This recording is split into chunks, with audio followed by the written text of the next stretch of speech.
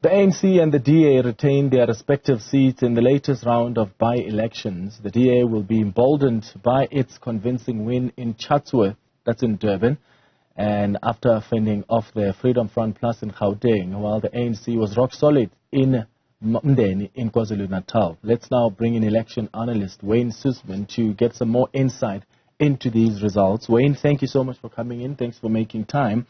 So how did the ANC and the DA do in KwaZulu-Natal? Which areas were important for them to win? Well, let's just focus first on the ANC. So we know that the ANC has had a very tough time lately in northern KwaZulu-Natal. And to remind the viewers, this is where the IFP, it was their traditional stronghold. And Mandeni is in the northern part of KwaZulu-Natal.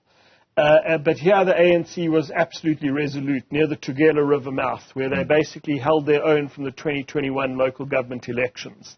And that shows that the ANC support is still holding strong, even though the IFP is making inroads.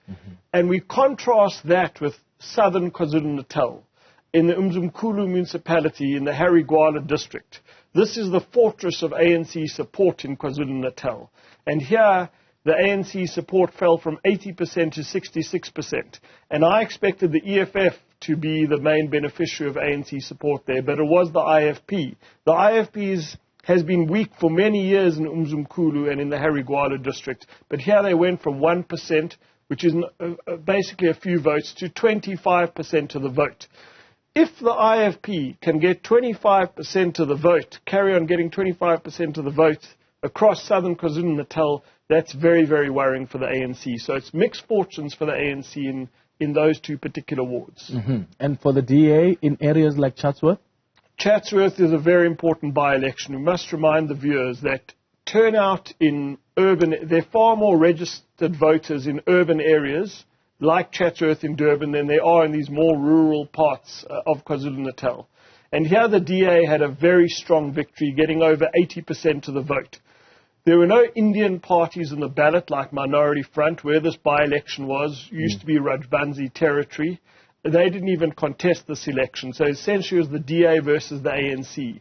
And the DA will be very happy with this performance because we know that for the DA and for the ANC, the Indian voting population is key on the road to 2024. And in this particular by-election in Chatsworth, the DA had the overwhelming support of Chatsworth's voters. All right, so let's move to Gauteng now.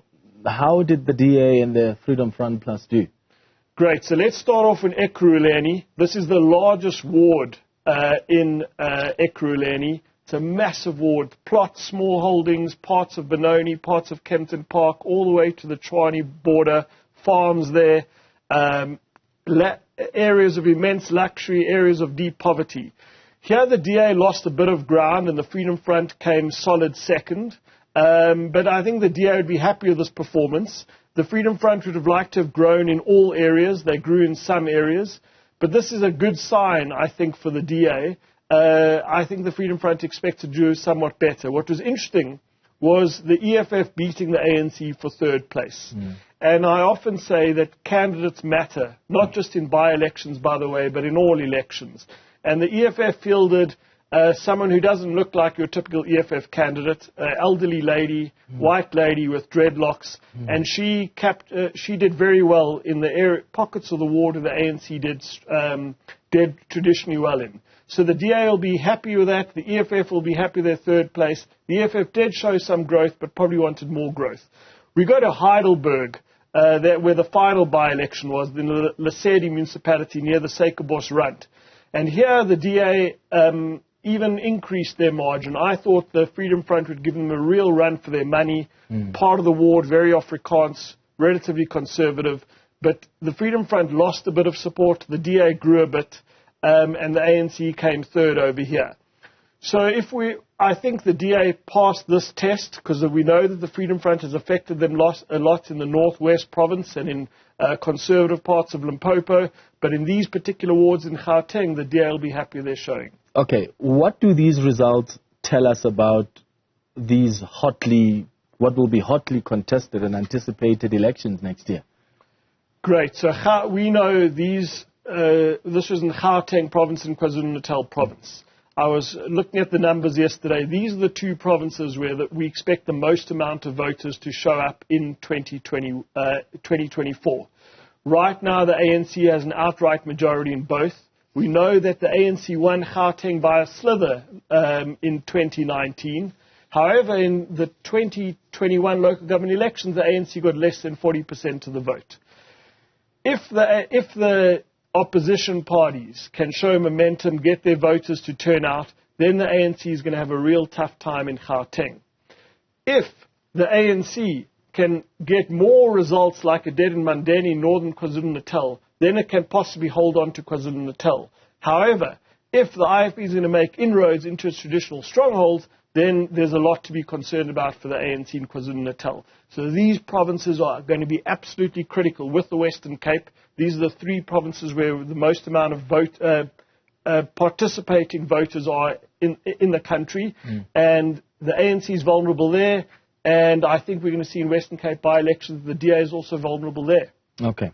So from what you've observed, which areas are political parties focusing on? Are they aware of where their strength is and where, I mean, we've seen even President Cyril Ramaphosa going to Ditsobotla municipality ahead of the by-elections. I mean, they didn't do that well, even with his visit. But are you seeing political parties becoming more strategic and going to these focused areas? Great question. So President Ramaphosa went to Chatsworth because the DA councillor there defected to the ANC and he paraded all these former DA members.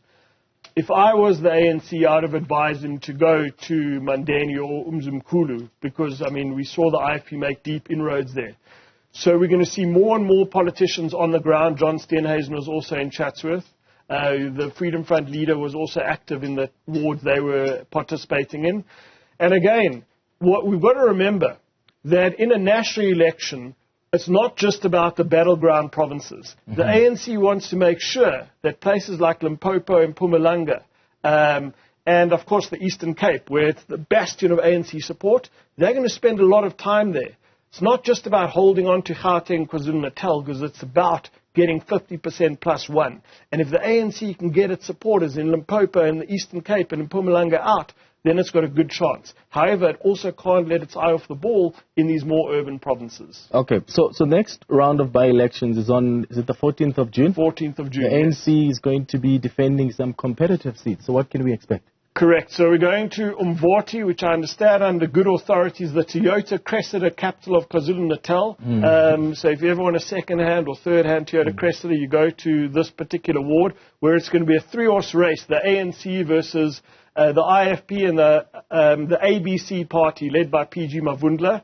And then the ANC is also defending a competitive seat in the Kokama municipality in the western part of the Eastern Cape. However, on the 28th of June, there are going to be 10 by-elections in a row, on that particular day, with the DA defending 4 seats, the IFP defending 4 seats, and the ANC only defending 2 seats. The ANC is going to say, can we give the DA a fright? Are we going to teach the IFP a lesson? So June is going to be absolutely fascinating for by-elections, not just for the immediate now, what it means with local government, but also this key road to 2024. As we get closer to 2024, we have to pay more attention to by-elections. Yeah, Wayne, thank you so much. And after that other round, we'll bring you back to help us look closely into the numbers. Thanks for making time for us.